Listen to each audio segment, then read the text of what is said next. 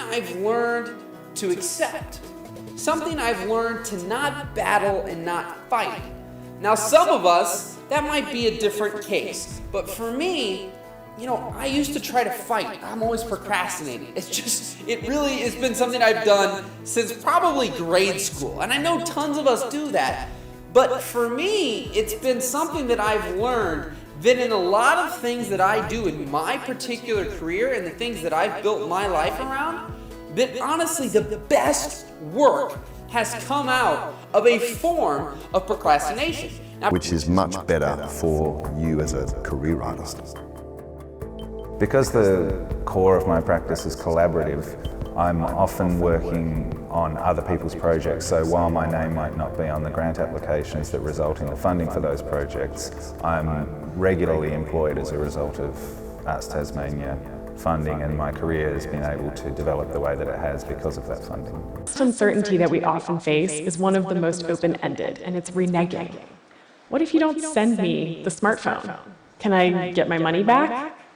Blockchains allow us to write code, binding contracts between individuals, and then guarantee that those contracts will bear out without a third-party enforcer.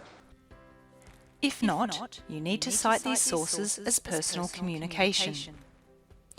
Let's say you want to use an organisation's internal guideline or policy. You might be an employee and have access to this information, but your reader does not. So you cite the information like this. In your text, name the document, and in brackets, include the author's name.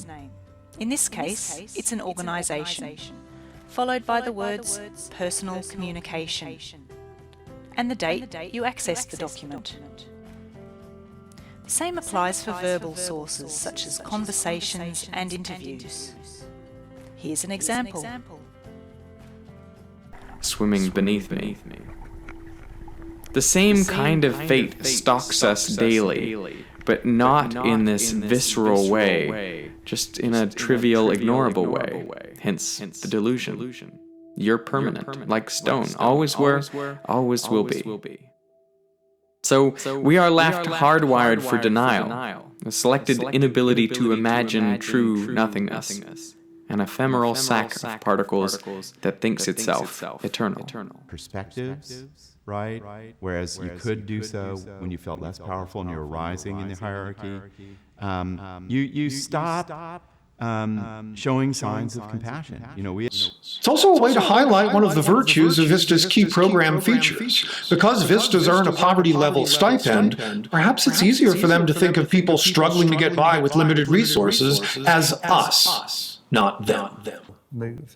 It was at that time a question, how come that we have, the important men of science? Are they really superior because they have bigger brains? That was a reasonable hypothesis to have. She decided that this is an assumption which we can test, and that's where she had this really ingenious idea to take head measurements of a group of people who were in fact anatomists meeting at a conference in Dublin. The world as it actually might be, ontologically, bears no relation to the way in which we perceive it. And to me, that's one of the things that makes music so powerful, ultimately music is just air molecules moving a little bit differently. A truck backing up, or, I don't know, the sound of a dog barking. Is almost identical to the sound of a symphony.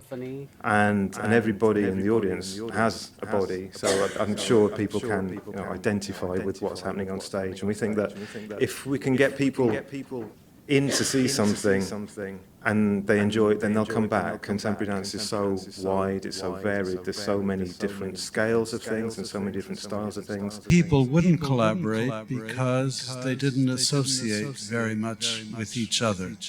But that was overlaid on an ideology that in the new economy, that autonomy is a primary thing. A young stockbroker, computer programmer, designer of objects, or somebody working in in so-called creative industries that they basically were alone. I am more focused and less distracted. I am more silent and less noisy. I am more willing and less ignorant. But it's kind of taken a life of its own, in that we were collecting stories from people on Twitter and then using Instagram to make short movies of their stories to kind of illustrate what we would be doing on stage, and then tweeting the link to the movie back to people. You see, for the first time in human history, we could look back at our planet in its entirety and see the big picture.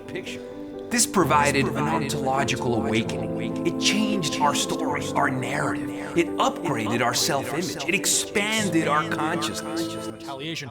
Israel declaring its independence, the law allowed for no less than 700,000 Yemenite, Iraqi, Moroccan, and other Mizrahi Jews to immigrate.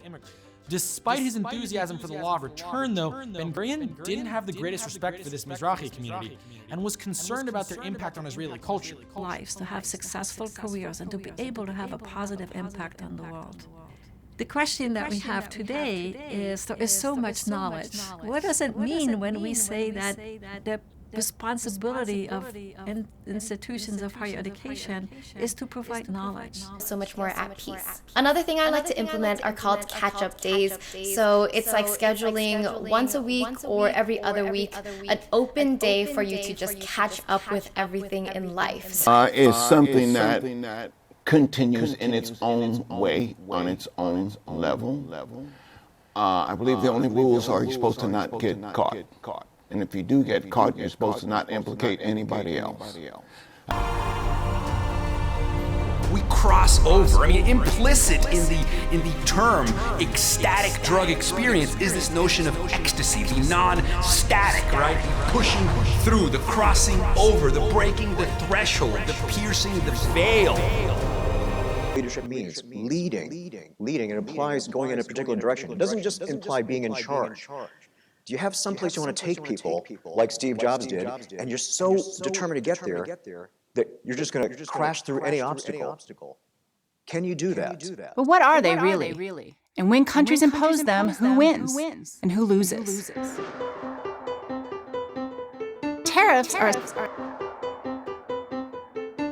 are essentially a tax on anything imported. Bits of their actions. That doesn't happen when we have a common property or common pool resource. In that situation, people have an incentive to overexploit that resource, or, as Shawsby points out, fish until there were no more caught. Take cervical cancer. If you have a pap smear every year, there's no reason to develop cervical cancer if you have the HPV vaccine. So you're right. There are clearly environmental factors that can decrease the incidence and death from cancer. The route of the funicular passes over a bridge, through a tunnel, and up a steep incline to reach the Hungerberg 860 meters above sea level. At the top, you are greeted with panoramic views of the Central Valley and across to the Italian border. No.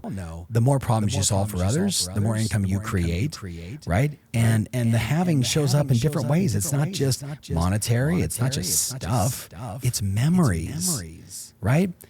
Being the right person, doing the right thing, adding more memories every day, every week, wins, etc. Little ones, big ones, all this stuff under the sun, which at the end of the day, it's just making up the dash of my life.